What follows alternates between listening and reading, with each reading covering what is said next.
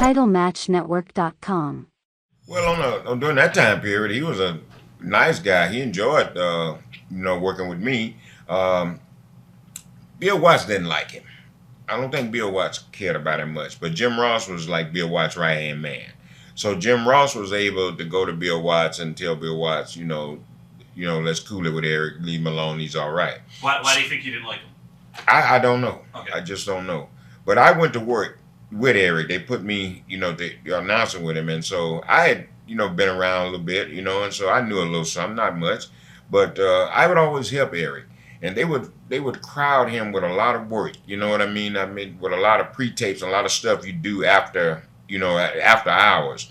And he had so much stuff, and I would stay there and help him, on my own. It wasn't no extra pay, wasn't nothing, but I knew what was happening with him. And I would stay, and he'll tell you this or that, I would stay at that studio at 9 or 10 o'clock at night and help him just so he could get through with his work.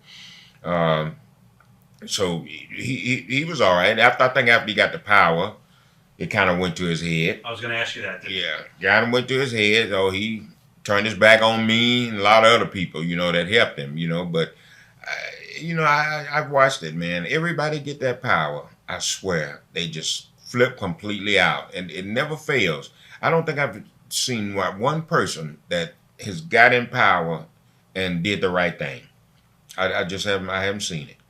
It's always been political. Yeah. Ever since day one, it's always been political. There's a lot of egos, and everybody wants to be on top. Everybody wants to be the chief and don't have no Indians. Right. Yeah, well, he changed because, power sometimes does something to people. You know what I mean? And I think he just, he wanted to prove to Ted Turner and them that they chose the right guy for the job. So he wanted to make that thing work, and he tried, everything he could to make it work. But see, he had so many people in his ear, you know what I mean? And that's and that's bad. Everybody's in the ear trying to, well, I want to do this, or let me do this, or here's what you can do for me. So it's just kind of hard to concentrate on everybody, right. So, but I think he got a little ego too. He let his ego got there too. But other than that, he came around. And that's the good part about it. He thought about what he had did to people. He was real apologetic, and everything. And that's what it takes sometimes. Is this later on when he worked for Vince? Yes. Okay. Yes. How often did he talk to the locker room about trying to put Vince out of business back then? And did you guys ever hear him have those meetings with the locker room at all? Or well, I never did hear those meetings, and I don't think those meetings he didn't have them in the locker room. Those were production meetings. What were your thoughts when WWE hired Eric Bischoff? And we talked a little bit earlier. Do you think he was humbled by the loss of WCW when he came into the company? Well, I think he was humble. I think what he finally realized, that some of the stuff that he was doing, when he was in charge, like trying to put Vince out of business and all that, I think.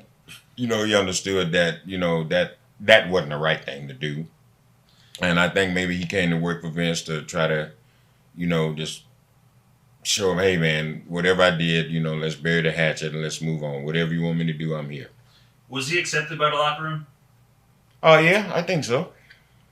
What about the incident between him and Ric Flair that took place backstage where Flair tried to assault him? Were you there for that at all? Or I wasn't there. I hadn't got the TV. When I got there, then I think it was over. It already happened? Yeah, so I didn't get a chance to see that. But it was just old heat, with him and Flair. Right. You actually got to work with Eric Bischoff. I forgot to mention that. Yeah, we had a match. Yeah, Survivor Series, 2005. Memories of working. Worst match in the history of professional wrestling, I thought. It was just bad. Just bad. We didn't have nothing. We didn't have nothing to do. You know what I mean? It's just I don't know. TitleMatchNetwork.com